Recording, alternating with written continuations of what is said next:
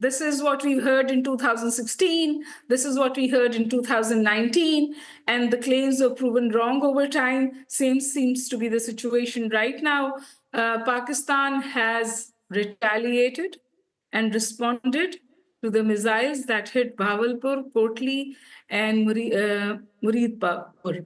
And essentially, civilians were killed and were also injured, which included women and children. And now Pakistan has actually shot down around 4 or 5 of their planes, including a drone. And in Pakistan, the sentiment is that perhaps we've won the first round, where we've repulsed the unprovocative attack from India. And as far as Pakistan's terror sponsoring situation is concerned, from the day this started, we have asked for independent investigations. We've asked for visits. And the fact that there was a huge intelligence failure on the Indian side is not something just Pakistan is saying. It is India's own analyst, its own journalist, its own former military personnel who are saying that this was a huge failure on the part of the Modi government. And if this was to happen, why was this not captured on camera? Why was there nobody to prevent it? Why have they been unable to present tangible evidence about it to anyone? In Pakistan, the understanding is that Modi is doing it for 2 reasons. One is electoral gains and his sliding popularity, especially in Bihar, which are happening right now. And two is the Indus Water Treaty, which is not being talked about. The international community is convinced that all they have to do is prevent escalation on the line of control at one of the most dangerous borders on the face of Earth. But essentially, India initiated this war by putting the treaty into abeyance because, as per the treaty, this in itself is an act of war. Pakistan had exercised strategic restraint by just showcasing operational preparedness.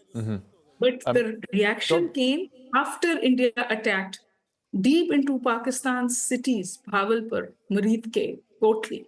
Civilians died. Dr. Baqai, stay with us, please, because I'm going to come back to you in just a moment. But because it's half past the hour, I just want to recap the headlines as we know them this morning for those viewers that are just joining us. The international community is calling for calm after India fired missiles into Pakistani-controlled territory late last night. India says it carried out a precision strike on terrorist camps, but Pakistan's defense minister said all the targets hit were civilian places. Pakistan's Prime Minister called the Indian missile attack an act of war and vowed his country has every right to give a full and strong response. Dozens of people have been killed as Indian and Pakistani forces exchanged fire in disputed Kashmir.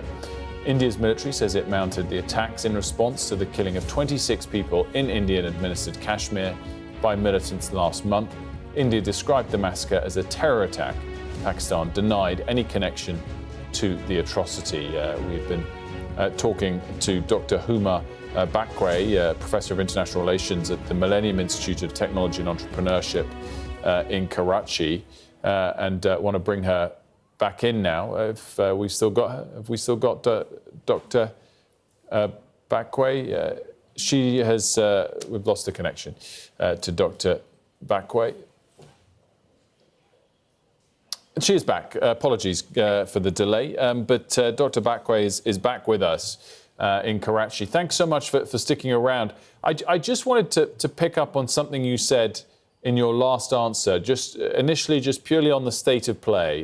It sounded like your interpretation was Pakistan had already responded to India's missiles attacks from 12 or so hours ago. And indeed, you felt that Pakistan had won this first exchange of fire. Does that mean you think that for now there will be some calm for at least a couple of days, or do you think there is more to come in the hours ahead?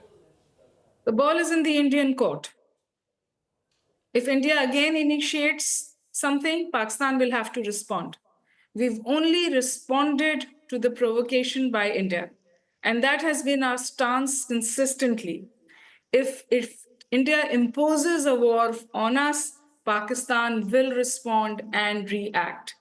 So we, as per our news, and we have credible evidence that it is correct, at least 4 Indian planes have been downed.